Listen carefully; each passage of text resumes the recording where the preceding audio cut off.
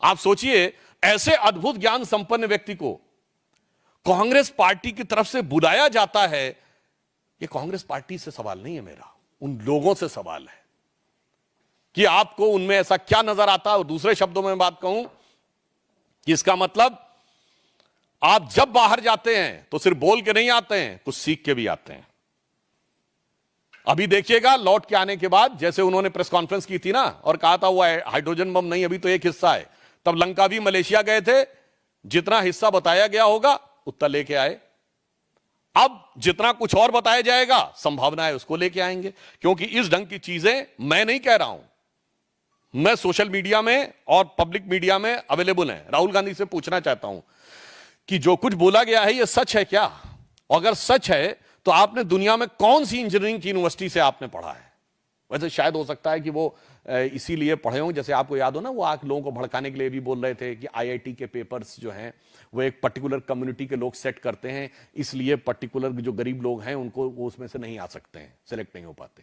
यानी moving charge in magnetic field, electromagnetic induction और force velocity और एक्सेलरेशन में भी उनको कास्ट नजर आती है।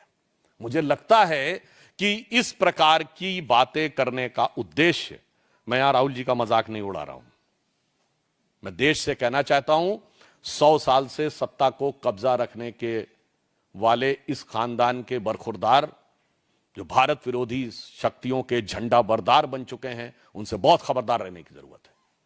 और आपने देखा इस बार उन्होंने एक और बात बोली है। उन्होंने क्या बोला? उन्होंने कहा कि इंडिया में 16-17 प्रकार की लैंग्वेजेस हैं। अभी आप देखिएगा लैंग्वेजेस पे लड़ाई कराने का प्रयास करेंगे। उत्तर दक्षिण में लड़ाई कराने का प्रयास कर चुके हैं। कर्नाटक के फाइनेंस मिनिस्टर बोल चुके हैं कि दक्षिण भारत वाले टैक्स ज्यादा देते हैं। तो पत्रकार ने उनसे पूछा तो क्या अलग होना चाहिए? उत्तर हां जी, अलग हो जाना चाहिए। बिहार को लेकर तेलंगाना और डीएमके तमिलनाडु के मंत्री जो बोल चुके हैं वो है प्रांतों में वैमनस्य फैलाओ। भाषा को लेकर तमिल हिंदी, कन्नड़ हिंदी, मराठी हिंदी और अब देखिएगा आने वाले टाइम में बंगला हिंदी। तो जातियों को लेकर अगड़े पिछड़े, सामान्य दलित सब में लड़ाना है। ये उनका पूरा एजेंडा साफ दिखाई पड़ रहा है।